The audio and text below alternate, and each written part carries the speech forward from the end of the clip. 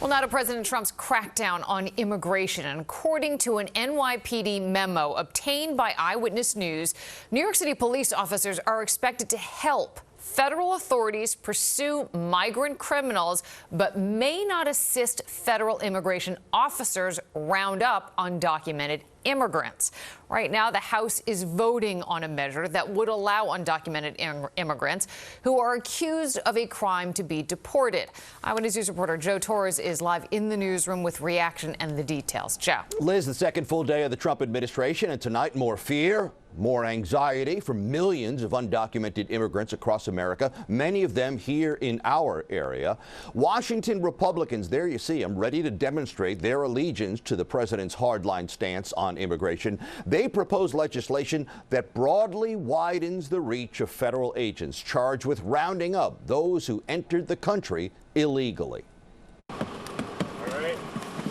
At St. Luke's Lutheran Church, home to the Times Square Migrant Chess Center, volunteers loaded up boxes of portable chess sets this afternoon. Twice a week, the church also hosts a soup kitchen that feeds undocumented men and women. Reverend Arden Strasser told us he can sense the migrants' fear and trepidation following the executive actions and proposed legislation coming out of Washington. Everyone is anxious because of they were prepared. They were hearing about this, but now it's here.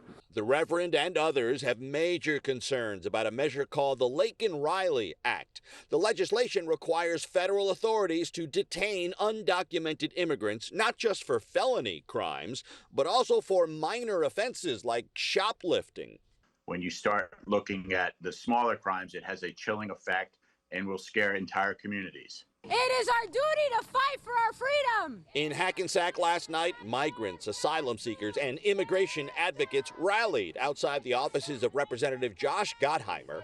They urged the Democratic congressman to vote no on the legislation, named for a 22-year-old nursing student killed by an undocumented immigrant 1 year ago on the University of Georgia campus. Trump has campaigned and won on a politics of division, of criminals versus folks that are not.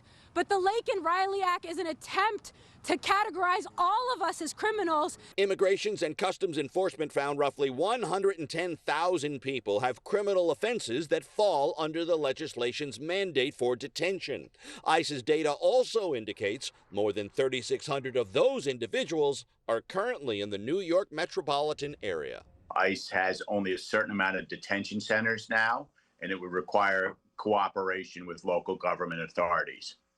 Now, breaking news, the Senate already approved the measure, and just moments ago it appears the House also approved the legislation, and that means the Laken Riley Act would be the first piece of legislation to land on President Trump's desk.